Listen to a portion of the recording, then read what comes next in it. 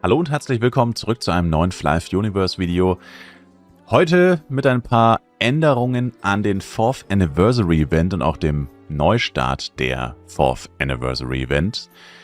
Außerdem das neue Speed Set, das Carnival Master Set. Geht so ein bisschen in die Richtung Shade auch. Und gefällt mir persönlich tatsächlich nicht so gut. Es gibt, glaube ich, schon ein paar Karneval-Sets. Genau. Und keine Ahnung. Irgendwie einfach kein großer Fan davon. Dann XP Boost Event. Freitag, 22. Mai, 0 Uhr bis Sonntag, 24. Mai, 23:59 Uhr gibt es ein XP-Event. Und wie immer 30%. Und ja, kommt ein bisschen überraschend, finde ich. Ich hatte jetzt echt mit einem Upgrade-Event gerechnet, weil wir ja letzte Woche schon kein Upgrade-Event hatten. Aber ja, XP-Event ist dieses Wochenende. Dann Cash-Up-Update. Sind ein paar Bundles drinnen. Ich denke, das Interessanteste für die meisten wird sein Itemate Bonus und Itemate Bonus 2 Bundles.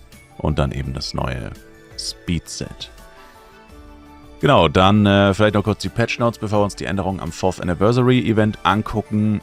Also das Exchangen scheint wohl wieder zu funktionieren. Die Fehler wurden behoben. Gab Fehler mit Jewel-Slots bei Ultimate K-Fang. Und außerdem die Upgrades wurden wohl nicht richtig übernommen, wenn man 2 Rüstungen auf einmal eingetauscht hat. Genau. Außerdem konnte man nicht wirklich nach dem Spielernamen im Shop Search Feature suchen. Das ist mir auch schon aufgefallen, weil mir wurde auch schon gesagt, ja, guck doch einfach, sortier doch einfach nach dem Namen. Und naja, ganz ehrlich, das hat überhaupt nicht funktioniert. Also es war wohl invertiert. Wenn du die Filterfunktion eben genutzt hast, Shops sortieren nach Namen. Und das soll jetzt wohl behoben sein. Und dann war das 4th Anniversary Letter Exchange nicht auf dem Handy verfügbar, also nicht in der mobilen Version, dass man seine Buchstaben da eintauschen kann. Und das geht jetzt wohl auch. Außerdem ist neu, man kann jetzt Shops nach Channel sortieren, was wirklich unfassbar geil ist. Ich meine, es gibt noch ein paar andere Sachen, die unfassbar geil wären, aber das ist eine davon gewesen, dass man in Shop Search jetzt zumindest einstellen kann, ja, nur Sachen, die auch auf meinem Channel sind. Weil wenn du in Darkon bist, zum Beispiel auf dem FEC, und da sind einfach wirklich 7000 Shops in Darkon, bringt dir das halt nichts, wenn dir dann Shops auf Channel 23 angezeigt werden, wenn du aber gerade auf Channel 3 bist.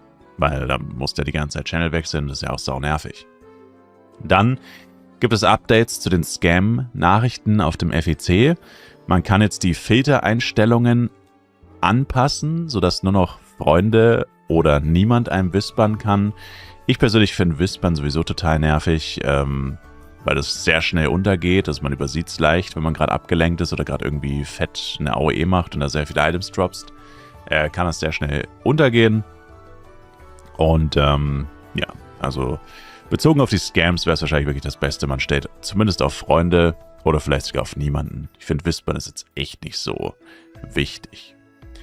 Außerdem ungelesene Nachrichten im Systemfenster werden jetzt gekürzt, wenn ein Spieler unter Level 80 ist. Ich glaube, das hatten sie schon eingeführt, schon bevor die Serverwartung live gegangen ist. Und das heißt jetzt, wenn dich ein Scammer anschreibt, siehst du nur noch Dear Flifer oder Dear Flive Player oder so und danach siehst du die restliche Scam-Nachricht schon gar nicht mehr. Ja, alles Sachen, um eben dafür zu sorgen, dass weniger Leute darauf reinfallen. Und außerdem gibt es jetzt eine Warnung zu diesen Phishing-Versuchen. Wenn du eine Nachricht von einem unbekannten Spieler bekommst, steht dann da auch dabei, pass auf, könnte ein Scam sein und so weiter. Außerdem wurden visuelle Effekte zum Party Toy Force Gem und Party Toy Book hinzugefügt, die wohl keine hatten. Und es wurden Beschreibungen für die Anku-Waffen und Rüstungen hinzugefügt. Dann die größte Änderung am Anniversary Event oder die Änderung am Anniversary Event. Es hat sich nämlich tatsächlich doch ein bisschen was geändert. Also das Golden Ticket ist zurück. Ich habe persönlich gesagt, das wird wahrscheinlich nicht wiederkommen.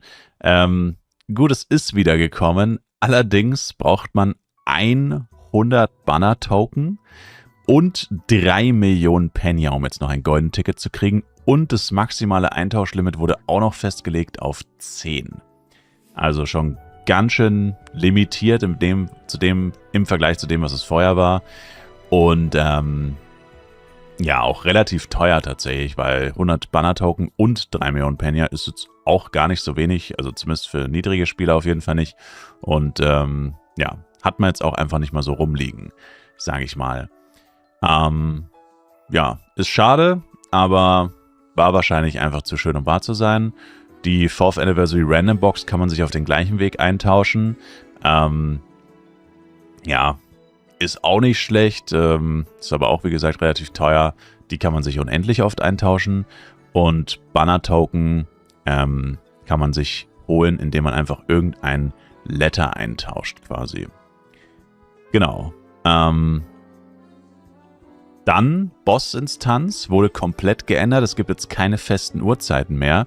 Der Boss ist jetzt einfach ein Party-Instanz-Dungeon. Weiterhin der NPC Boss-Pang, keine festen Uhrzeiten mehr. Wenn ein Party-Member das erste Mal beitritt, wird eine Instanz kreiert für diese Party. Die folgenden Regeln herrschen dort. Alle von demjenigen, der es erstellt hat, täglichen Eintritte in den Instanz-Dungeon werden verbraucht. Wenn mindestens einer in der Party keine Versuche mehr hat, weil er es schon gemacht hat, kann der Dungeon nicht kreiert werden. Da steht dann Spieler XY war schon oder ja, kann er nicht mehr kreiert werden. Wenn mindestens ein Party-Member schon in irgendeinem anderen Instanz-Dungeon ist, kann er auch nicht erstellt werden. Da steht dann, Spieler XY ist bereits in einem anderen Instanz-Dungeon. Effektiv heißt das dann, du musst die Leute rausschmeißen im Endeffekt, ne?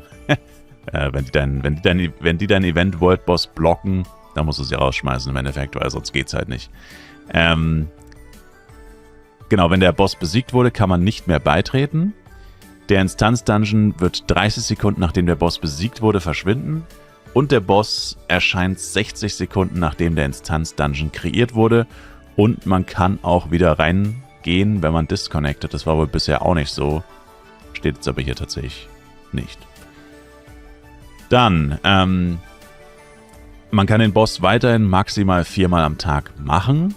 Und deine täglichen Eintrittsdinger werden basierend auf der Serverzeit zurückgesetzt.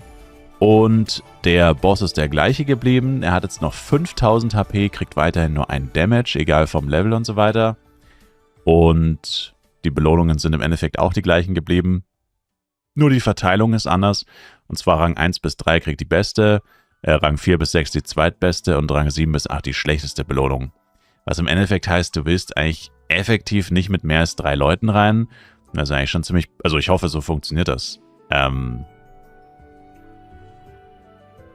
Ja, genau. Dass du quasi mit 3 Leuten maximal reingehst. Wenn du mit 8 Leuten reingehst, kriegen ja automatisch 2 Leute eine schlechtere Belohnung. Und das ist ja total bescheuert. Also, keine Ahnung. Ganz so gut gefällt mir das ehrlich gesagt nicht. Man hätte das einfach an festen Damage-Zahlen machen sollen. Ja. Die Belohnungen aus den Boxen sind wie gesagt auch die gleichen. Da hat sich nichts geändert. Und ja, schon ganz schön anders. Das Einzige, was mich hier persönlich stört, ist, dass derjenige, der es erstellt, wenn ich das richtig verstehe, derjenige, der es erstellt, verliert alle seine täglichen Eintritte. Das heißt, du brauchst immer ein Opferlamm, ein Charakter Level 20. Oder ist es noch ab Level 20? Das haben sie nicht dazu geschrieben. Ja, müsste so sein wahrscheinlich. Ja gut, hier steht's. Ja. Das heißt, du musst jetzt eigentlich lauter Charakter auf Level 20 erstellen, die den Boss aufmachen, damit du mit deinen Main-Charaktern reingehen kannst. Und das auch noch 4-mal am Tag funktioniert. Also ich weiß nicht, warum sie das gemacht haben. Das wundert mich sehr, weil erstens mal kann man es halt leicht ausnutzen. Und zweitens ist es halt einfach irgendwie unfair, weil wenn du jetzt wirklich mit anderen Leuten zusammen farmen willst und einer macht auf und der kann dann nicht mehr rein, alle anderen können auch rein. Keine Ahnung, was soll das? Also ich meine, das ist einfach irgendwie nicht so cool. Aber ja, das sind die Änderungen am World Boss. Keine festen Uhrzeiten mehr, gefällt mir persönlich sehr gut. Und ja, mal gucken, wie es sich entwickelt. Ich habe es noch nicht ausprobiert. Ich habe jetzt noch ein bisschen rumprobiert auf Borodeng. Konnte noch nicht alles ausprobieren. Falls ich irgendwas übersehen habe oder so, schreibt es gerne in die Kommentare. Und ja, im Stream schauen wir es uns dann natürlich auch noch weiter an. Danke euch fürs Zuschauen. Ich würde mich sehr über ein Like, Kommentar, ein Abo von euch freuen. Und Links zum Stream sind in der Videobeschreibung. Bis dahin, haut rein, macht's gut und ciao, ciao.